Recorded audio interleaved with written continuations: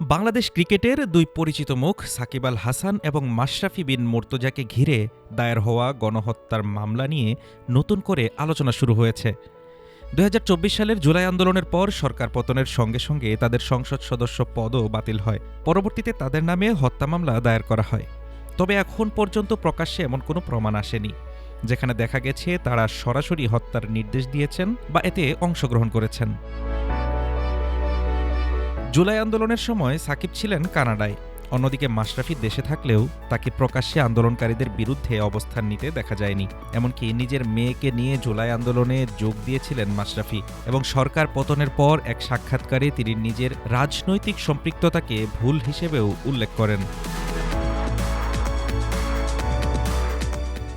অন্যদিকে সাকিব আল হাসান নিজের verified Facebook page থেকে সবার অনুভূতিতে আঘাত পাওয়ায় ক্ষমা প্রার্থনা করেন।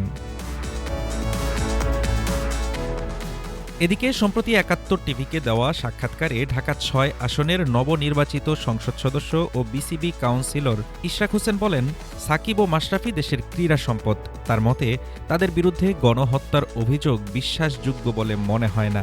তবে অন্য কোনো দুর্নীতি বা মানি লন্ডারিং সংক্রান্ত অভিযোগ থাকলে তা আইনগতভাবে খতিয়ে দেখা উচিত বলেও মন্তব্য করেন তিনি।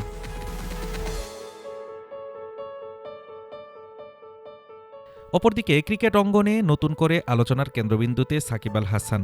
বাংলাদেশ ক্রিকেট বোর্ড সম্প্রতি তাকে জাতীয় দলে ফেরানোর উদ্যোগের কথা জানিয়েছেন। সবকিছু ঠিক থাকলে আসন্ন পাকিস্তান সিরিজ দিয়েই জাতীয় দলে তার প্রত্যাবর্তনের সম্ভাবনা রয়েছে। তবে সেক্ষেত্রে মামলার বিষয়গুলো মোকাবিলা করতে হবে সাকিবকে। প্রশ্ন এখন একটাই, মাঠের লড়াইয়ে কি আবারও দেখা যাবে অভিজ্ঞ এই অলরাউন্ডারের পুরনো ছন্দ, নাকি ভবিষ্যতে কোনো নতুন গন্তব্যের দিকে ছুটবেন Shakib মাশরাফিরা?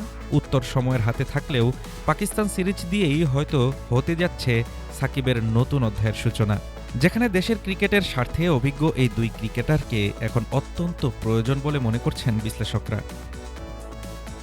Desk report, Dhaka today.